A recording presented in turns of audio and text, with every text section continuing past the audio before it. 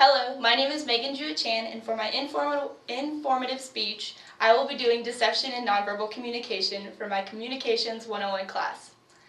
I have been through a lot of deception in nonverbal communication in my past.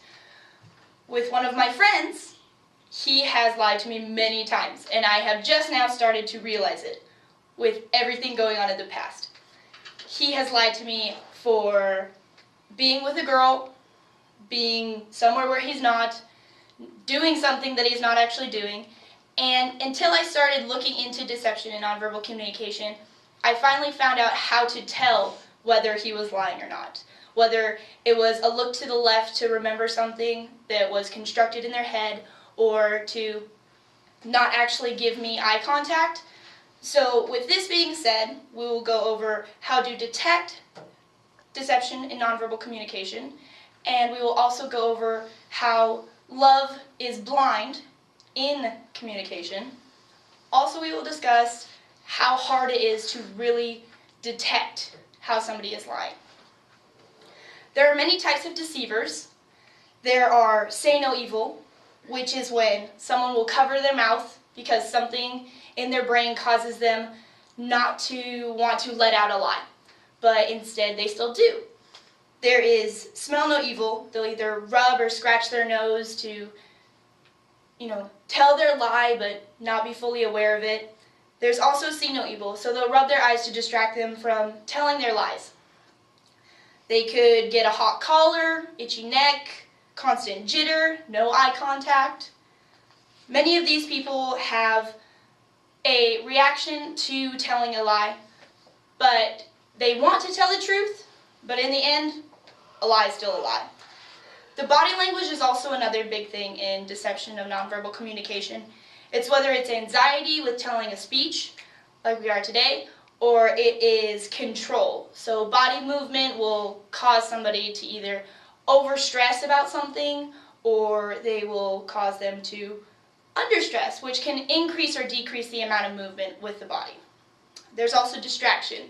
So if somebody in the audience was making faces or causing them to not focus right, it can cause a person to stutter or come up with something on the spot out of your mind.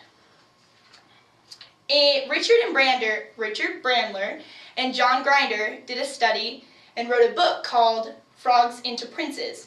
It's a neuro-linguistic program, and it shows how to detect through visualization where a person will look if they're lying or telling the truth. So, up to the left is construction image, so somebody who has created an image in their mind to try to tell a story about it. Up to the right is a visual remembrance, so it's recalling a memory from the brain. To the left is an auditory construction, so something they did not truly hear, but they're trying to pull it off as they have. To the right is an auditory remembrance, so something they really have heard. Down to the left is a feeling, and down to the right would be an internal dialogue. Roughly 65% of all of our communication is nonverbal. Our words are easy to lie with, but if your lie is trying to be covered up, your facial expressions cannot cover that up. Everything that has to do with communication has to also do with movement, judgment, and how your body reacts to what you're saying. So, to detect this, you need to apply in everyday life when you feel someone is lying. You need to ask clarifying questions to see if you can either catch them in a lie or really tell if they're telling the truth, because somebody who can tell the truth will give you the exact answers right then and there.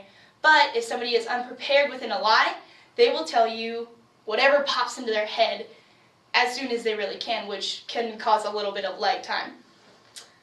Next, we'll look into love is blind. Every study conducted shows that lovers have a very difficult time telling if their partner is lying.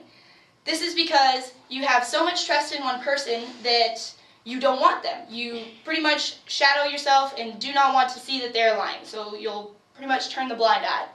But strangers manage to deceive people, although lovers manage to take it to a whole new low from actually doing it. Deception across cultures. Actually, the most controlled facial expression would be Russians, and the least is Americans. Now, my thoughts on nonverbal deception, or deception in nonverbal communication, was that I've always been taught lying is bad. It's never a good thing, but everybody does it. So with that being said, first establish an understanding of people before concluding that they're lying. Thank you.